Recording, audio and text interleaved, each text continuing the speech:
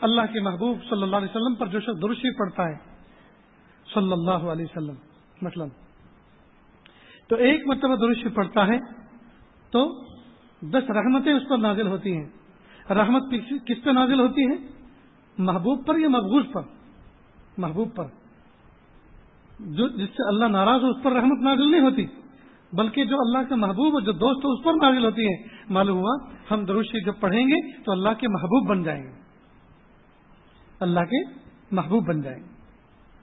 دوسری بات کہ جب بندہ درود شریف پڑھتا ہے تو اگر مسجد نبی میں پڑھتا ہے تو اللہ کے نبی صلی اللہ علیہ وسلم اس کو براہ راست خود سنتے ہیں اپنے کانوں سے، اور اگر اپنے وطن میں پڑھتا ہے تو اللہ تعالیٰ نے اسپیشل فرشتے بنائے ہیں جو ہمارے درود کو لیتے ہیں اور فوراً اسی وقت پہنچاتے ہیں اور کہتے ہیں اللہ کے مسلم کو کہ فلاں ابن فلاں، یعنی فلاں شخص نے جو فلاں شخص کا بیٹا ہے، ہمارے باپ کا نام لیتے ہیں، فلاں ابن فلاں نے آپ کو درود شریف کا تحفہ بھیجا ہے.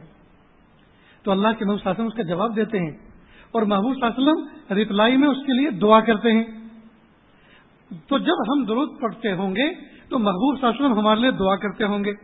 اب بھلا یہ کیسے ہو سکتا ہے؟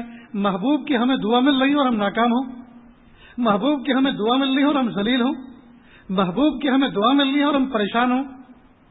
اس لیے درود شریف دوستوں کثرت سے چلتے پھرتے اٹھتے بیٹھتے ہم اس کا معمول بنائیں اور سکون کے ساتھ گھر میں مسجد میں ایک کونا پکڑ کر اللہم صلی علی سیدنا محمد وعلی آل سیدنا محمد مبارک وسلم صلی اللہ علیہ وسلم صلی اللہ علیہ وسلم، جو بھی درود شریف زبان پہ جاری ہو سکتا ہو سکون کے ساتھ ٹکا کے محبتوں کے ساتھ پڑھے، پھر دیکھیے اللہ تعالیٰ کیا برکتیں عطا فرماتے ہیں. تو کریں گے نا انشاءاللہ. چلتے پھرتے درود شریف کا اہتمام کریں.